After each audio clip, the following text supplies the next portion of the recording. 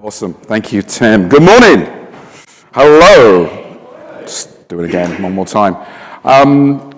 My name is Ali. I'm a product marketer. I love creating data sheets and PowerPoint slides. Let's try that again, shall we? Hi, I'm Ali. I'm a product marketer, and I'm a storyteller. Hey, like that one a bit better? Okay. Well, let me tell you a story. It's a story about how last year my team and I decided to throw our personas that we had out the window and start all over again and take a different approach to it. Not just to create that very nice 50-slide deck that talks about marketing Maggie and how old she is and what her titles are and so on, but actually turn them into actions that can benefit the entire organization and therefore ultimately benefit our customers. For those of you who don't know Akeneo, where I work as leading the product marketing team there, Akeneo is in the product information management space. We sell our solution to brands and manufacturers and retailers who have got vast product catalogs that they sell products on their own e-commerce website or through marketplaces like Amazon and Target or other places where you can buy products too. And we essentially help them not just manage all the information about those products that they sell, but add that marketing enrichment so it's compelling and stands out in the marketplace as well, and it's always up to date. So my story, I wanted to have a theme for my story today. And night before last, when I was walking around Vegas, saw a bunch of people dressed up in neon spandex. And I'm like, yeah, I get it, the 80s are trendy. You know what? As a kid of the 80s, they sucked as a decade. You know which was better? The 90s. So much better, especially when it came to music. And in those days, I was in high school and university. I would spend my time, there we go, in record stores or CD stores. And my money as well, any money I had, would go towards this. And this is what I love doing. My passion, outside of product marketing, is photography. My addiction is buying vinyl records to this day. And so I decided to use a 90s music theme. And you're going to see that throughout my presentation today. And we're going to start right away with what's the story all about? See what I did there? Great album, by the way. By the way, this Oasis album, What's the Story, Morning Glory, the street there is called Berwick Street in London. And on the left-hand side, it's kind of hard to see on the screen, there's a black store. That is a store called Sister Ray Records. And yes, I spent a lot of my time and money in that particular record store. I am a walking encyclopedia of completely useless information, by the way, just so you know. So what are we going to cover in my story? First of all, we had those personas that everybody else does. And they were fine. They were okay. But I wanted to challenge them. I really wanted to test if they were truly what we were facing with the different personas that we were talking to.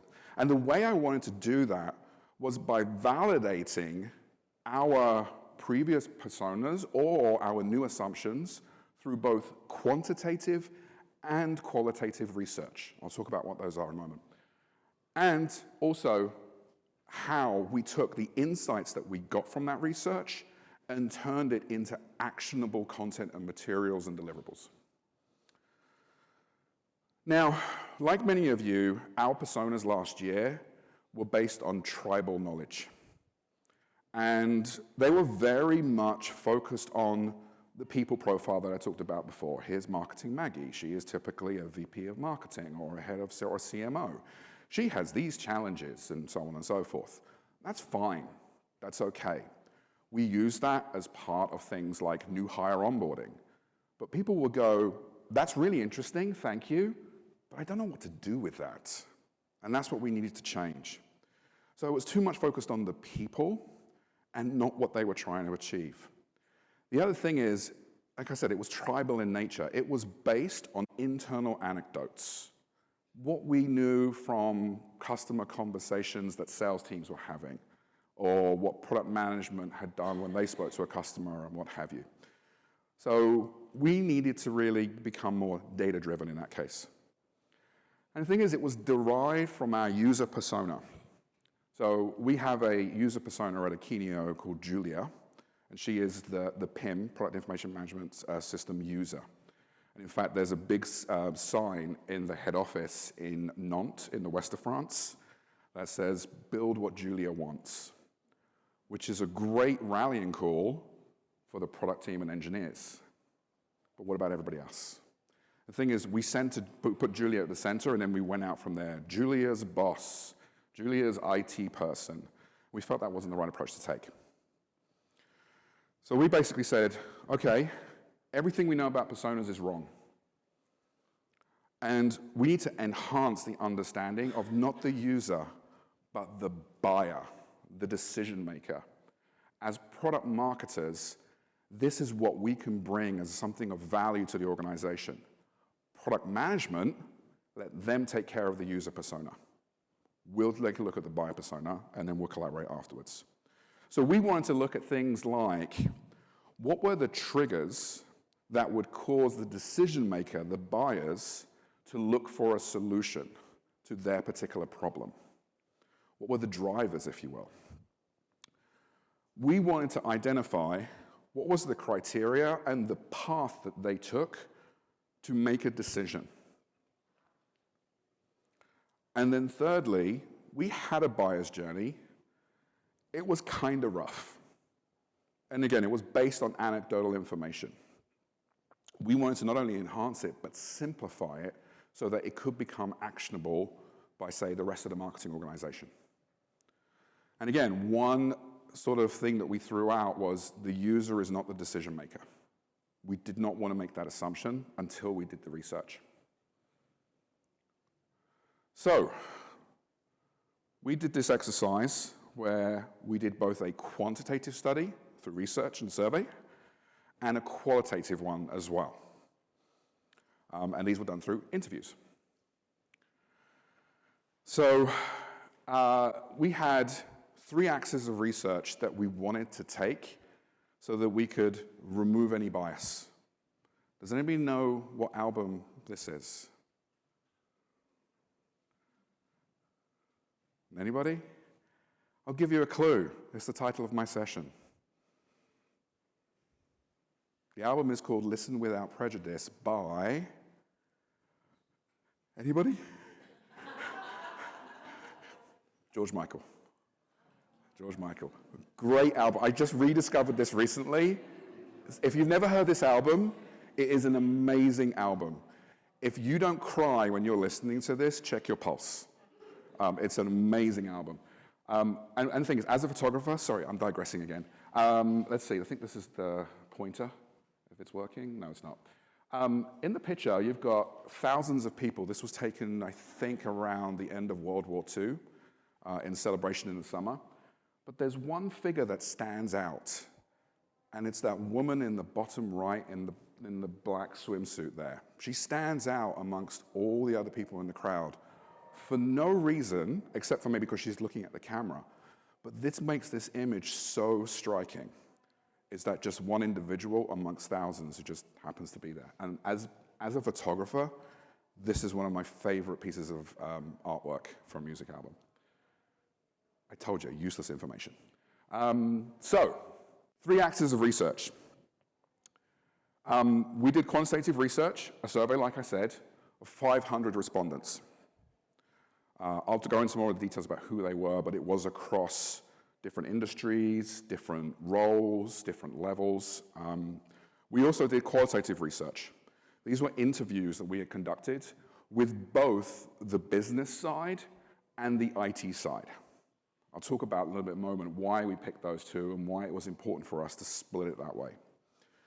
And then also to remove any regional biases, we did this in 4 markets. We could have gone more, but we picked our 4 primary markets. In this case, it was US, UK, France, and Germany. So we felt this was a good approach to take to not just be able to get enough data, but help remove some of those regional level or industry biases by looking more holistically. So, the quantitative survey, we'll start there. And the things that we paid attention to, hence Achtung Baby by U2. Really sort of the things that you saw in the typical people profile that you had already for your persona. So what were the business goals and challenges that the two different roles are facing? The survey respondents, what was their authority level in the decision-making process? We asked them specific questions about this.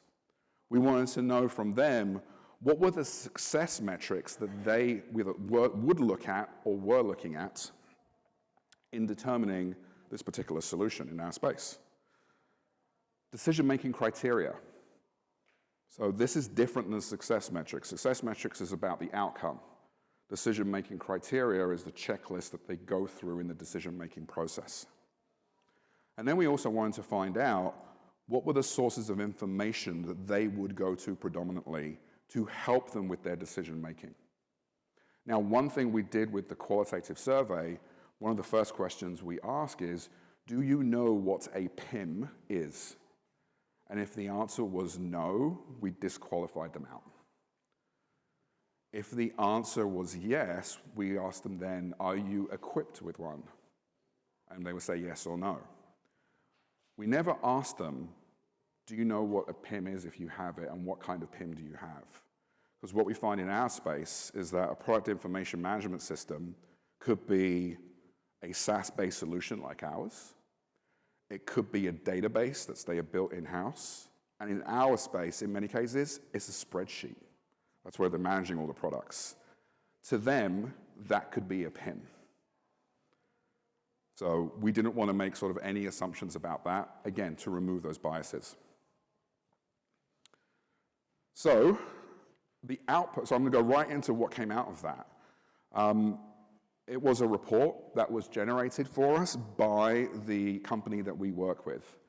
And in there was, we didn't just get the raw data, which we could spend months going through and analyzing, but they gave us some results and some key insights that they found and validated with us, and then we added our own as well. And from this report, we were able to then rebuild our buyer journey. And also we shared this with the executives, primarily because I wanted to challenge the executives' assumptions about who our customers and, more importantly, our decision makers were. Some things were just pure validation of what we knew already, but we had data to back it up. Some things were really surprising and was new learning and also challenged our misconceptions that we had before. I'll come back and talk about those in a moment.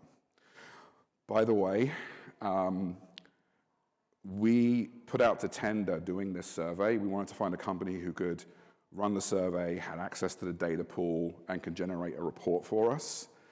And we had a few companies that we had, and there was one in the UK. They came back and quoted for us $200,000 to do this survey for 500 people. And that was my reaction as well. And I went, I think I may have said out loud on the call with them, I'm in the wrong business if you guys are making that much money. We did find somebody out of France called Opinionway. I won't tell you how much we paid. It was significantly less than $200,000 though. And we were actually very happy with what they did. And we've used them for other surveys that we've done as well. So if you want to check them out, Opinionway, one word. So that was the quantitative research. What about the qualitative stuff? So this is where we conduct interviews. And we engaged with a company or an organization called the Buyer Persona Institute. It does what it says on the tin. Their focus is on conducting buyer persona research. I put the URL for them up there. I do highly recommend them. Their founder and leader is a former CMO and VP of product marketing, so she totally gets it. And they have a methodology that they go through for both conducting the interviews and generating the insights as well. And this is it. I mean, it's pretty clear, I think, when we see it. Priority initiatives. So essentially, these are the business initiatives that triggered either identifying a problem or the need for a solution based on specific business goals. Success factors, very similar to what you saw before, which is essentially, in the words of the people that we are speaking to, what were the success factors for determining that that solution was a wise choice to make? Perceived barriers. There's always barriers, both during the decision-making process, but also when it's implemented as well. But we wanted to hear it in the words of these decision-makers and buyers themselves. Decision criteria. What is the checklist that they go through in order to make a decision and move forward? And ultimately from that, one thing they'll provide to you if you wish is a buyer's journey. We already had a particular format, so we just fed it into that one. Now, the other thing is that this organization provides, they can do all the interviews for you. So they have access to their own data pool and connections, and they can do that for you. Or they can actually train you and you do it yourself. And so we picked both. What we did was, one of our, again, preconceptions about personas was that our primary persona was on the business side, typically the marketing organization. So we felt, oh, you know what? We've actually got really good contacts on the business side, so we'll do those interviews. The IT side, we felt like, yeah, we know IT are involved, but we don't really have much of a connection with them. It tends to be the marketing side. So we said, Buyer Persona Institute, why don't you take care of the IT side? And that was great because they could actually reach out to people who had a PIM in place, and we described to them what kind of PIM do we want, so they got the right kind of IT leaders, but they weren't necessarily our customers. There were people who actually went with a competitor as well. So they took care of that. This was really insightful because we got some very unexpected findings come out, especially from the interviews that were conducted, but even from the quantitative stuff too. And we felt like real dummies. Once we saw this, we were like, what were we thinking or not thinking? By the way, probably one of my favorite albums from the 90s. If you're a fan of just really sort of chill, soulful music with a really slow hip-hop bass background, it's just beautiful. This is the kind of thing when you've got a gorgeous sunset and you've got a cold drink with a beautiful person next to you, this is the soundtrack you want in the background. You're learning about me right here, aren't you? So here's what we found. We always assumed that there was one decision maker, the primary person, the champion. Actually, what we found was we had a lead evaluator in a buying group. And that buying group could be anywhere between 6 and 8 individual roles. It sounds obvious saying it now, because we are an enterprise solution, but the company before I had joined had never looked at it this way. And so this right here was an insight that we could create so much action from that I will talk about in a moment.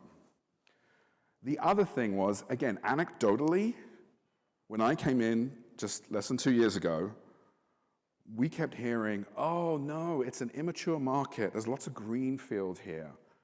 We actually found that there is a higher percentage of organizations out there who are not only aware of what a PIM is, but have one. Like I said, what that PIM could be is different, but they have something.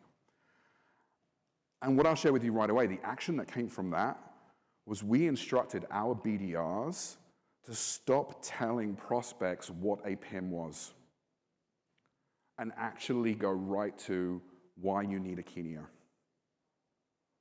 Or alternatively, actually better than that, what you should be looking for in a PIM like Akinia. That was one immediate action we got out of this, and that's actually changed the quality of the sales qualified leads that we have now. The other thing we found out from this was, again, we thought there was business and there was IT. And they had different priorities and different things that they were looking for. Obvious, right? The business people and the marketing people are going to be caring about things like customer satisfaction, time to market, reduced return rates. And IT guys will be caring about security, integrations, and so on. This was what was really interesting.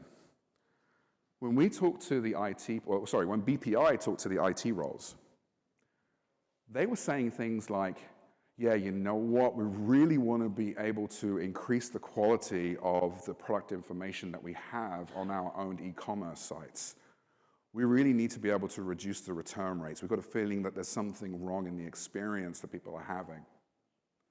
And the marketing people were saying things like, I want to make sure that the technology we've got is really well integrated in our commerce stack, and I need to make sure that the data has the integrity and that it is secure. We went, what is going on here? Is IT going for marketing's job? This is not what we've always thought. What we realized is that they actually share priorities because they're collaborating together on this. And one of them is actually representing their partner on the other side. That's what we learned was going on. The other thing is it was tied to the first bullet point. We had a lead evaluator that could be in a marketing or IT role, is what we found. So that meant we had to be actually quite careful about how we message to a particular persona. And we couldn't make the assumption that the IT persona would care about security and integrations and what have you. They care about the business side because they're representing the buying group. This really changed our messaging. And still today, I'm getting people saying, oh, Ali, you know that messaging that you created for the new campaign or the new launch? Fantastic, but can we have the IT version of it? Which my answer is, actually, this is the IT version, and here is why. What you'll find is going to be different, but this was really eye-opening for us. So the other thing we asked about were, what was your first source of information to help you identify a solution? And what was your most trusted source? Now, how many of you have been through Challenger, either rolled it out, or you've read the books, or you were even an instructor? Anybody? A couple of you, okay. There's a statistic that's quite famous from Challenger that was based on research that asked the question, how far along in the decision-making process is a buyer before they engage with a vendor? And the answer is nearly 2/3 of the way. They've been doing a whole bunch of homework before they come and talk to us. So guess what? We were not the first source, nor were we the most trusted. Okay, that will probably you can make a good assumption of. But who was? And this will surprise us. Our solution integrators, our partners who are providing the solutions and integrating all these systems. They would go to them first, and they were the most trusted to help them find a solution and make a decision. After that was peers, and then after that, analysts. Please, if separate presentation, but please, please, please engage with the analysts that are covering your space. Why? Because they're talking to your customers and prospects, and you don't know about it. So you've got to keep them informed. And that was kind of like, this became my justification to say product marketing needs to get more involved in analyst relations. So, how do we turn it into action? What came out of this? I've already touched on some of those already. So, for pre and post sales, this is just one example of what we did. We started rolling out earlier this year stakeholder maps. There was actually an example of this, I think, that was talked about yesterday. Again, we basically told the customer-facing teams, it is not one person that you're going to be talking to. It could be 6 to 8. And in order to grow our opportunities, you need to be able to identify who those individuals are, what their role is in the decision-making process. So you can see right there, decision maker, economic buyer, could be the same person. Many times it's different. Who the influencers are, so that's the buying group, and then who the spectators are. We originally called them duds. You know who they are, right? That's the one who comes along and goes, oh my God, Stephen, I love Slack. I'm a huge fan of Slack. You know what? I've been using it as part of this alliance group that I'm in, and I really would love my company to have it. Oh my God, those notifications are awesome. Oh my, that's a prospect right there. Quick, get him on with the BDR. Not necessarily.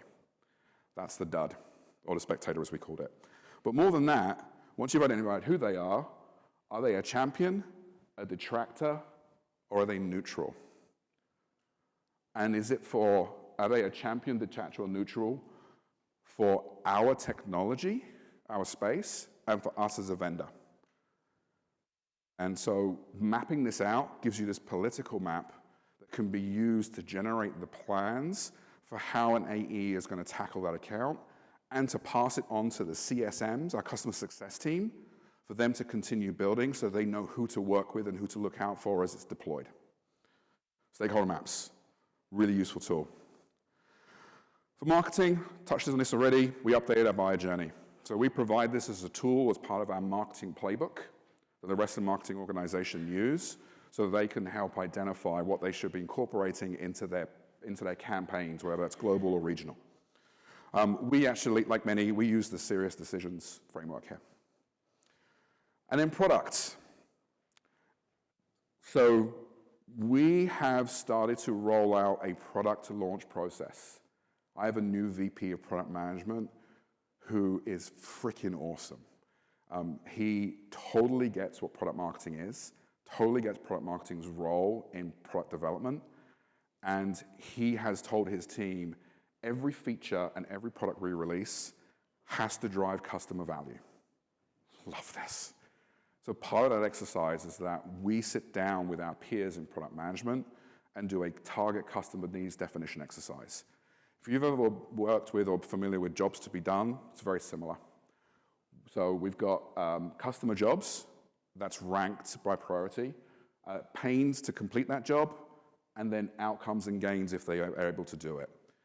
And the product marketers will sit down with product management, and product management will always be like, well, you know, it's really hard to do this in our software. We're like, why? Well, because of this. Why? We ask why 3 times, and you really get to the crux of the problem. So we then use this, the persona research we did can inform this to identify some key areas, and then we use this to write a value proposition that is part of what we call our product design process. Make sure a product is approved, it's going to have a value proposition associated with it. And this is why I mentioned yesterday about with Misha, does go-to-market strategy become before product development? I'm actually saying it could. So, post all of that, by the way, in the 90s, when I was in high school, I was convinced I was going to marry Bjork. Didn't happen. Although I am going to Iceland soon for the first time. I'm excited about that. So, what's next? We're not done. Like I said, we're now leveraging these insights very early on in the product launch process. Secondly, we're updating our new hire onboarding. So we had it already, and people are like, oh yeah, it's great, really interesting, thank you. But now we're actually giving them actions to make out of it. And like I said, we're doing more and more sales enablement. And we're working on a long-term product strategy. So we're referencing this to be able to help inform the executive decisions around that strategy as well. But we had to stop at some point. We ran out of time. Okay, that one probably could have gotten grown, maybe. What would we have done differently if we could do it all over again?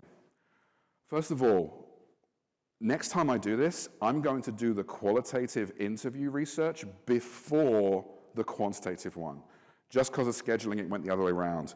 Why? The insights we get from the interviews can help determine what questions we ask in the survey to get data to back up anything. Secondly, be able to split the survey by level and role in the organization. So actually ask questions based on that. We've heard from our analysts at Forrester and Gartner when they've done research is that C-levels tend to be positively biased. They tend to look at things as everything is great when they do these. We don't believe them quite. We think it's actually a little bit more lower than that. So we want to split that up. And the other thing is we want to look at related technologies. So we've got the stakeholder map. We've got the different levels. We want to know what other technologies do you care about and own. Why? Because that's budget we could either go after or we're competing with. So that's why we want to do that. So for those of you who are thinking like, oh, you know what, our personas, they're not great, or we could do more with them, don't worry. There is a ray of light at the end of the tunnel. Challenge the personas you have today. It's okay to challenge them. And in product marketing, we're actually equipped to be able to do that. Now, the thing is, like we did, then throw your previous assumptions out the window and very carefully listen, learn, and validate what you find out through both qualitative interviews and quantitative survey research. And then once you get your insights, don't stop. Think about how you can turn that into actionable deliverables and tools and assets that all of your key stakeholders could leverage and benefit from. So I would be amiss not saying thank you to a couple of people on my team. They actually ran with this. I just came up on stage to talk about it. Camille and Sarah. Camille is no longer with Akeneo, but don't worry, it's all good. But she really helped out a lot with the research. And Sarah, who is on my team, is amazing, was heavily involved too. For the managers in the room, you are not allowed to poach Sarah. She's mine, okay? But absolute faith in what they did. I let them run with it. By the way, Depeche Mode, my absolute favorite band. This is my all-time favorite album. So, I always say, my door is always open to you. I am always happy to help out my brothers and sisters in product marketing. LinkedIn is probably the best way to not just connect with me, but actually get in touch with me as well. Thanks to Slack, I hardly ever use email these days, which is what Slack was always intending to do, and it's working. But I put my email address up there. Feel free to reach out to me. Please, if you want to talk about the persona stuff some more, if you want to bounce an idea off somebody else not within the organization and like some outside feedback, happy to do that. If you just want a sympathetic ear, I'm a good listener. At least I hope I am. And if we're ever in the same town and you know of a good record store, let's go hang out there as well instead, okay? Because that would be a great way for us to spend some time for me. All right, everybody. Thank you for that. Let's go look at your questions. All right. So, what value has outsourcing research and surveys provided as opposed to your own in-house team executing research and market analysis? Great question. At the time that we ran this particular study, we were about 250 employees. It was a question of resources. We didn't have the resources to be able to do this ourselves. So that's why we wanted to outsource it to somebody who could take care of it. Two, we didn't want to rely on our own databases so much. That would actually limit the number. Thank you, opt-out, right, and GDPR. And then be able to include people we didn't know about. So that was the reason why, and the value that we got out of outsourcing it instead. How many albums do you have? So first of all, I do catalog all of my records and CDs. All right, over 2,000. I've got the original records from when I was yay high still. So yeah, I've been collecting over the years. How often would you look to undertake a project like this? Great idea. This level, once a year would be ambitious, but no more than once every 2 years.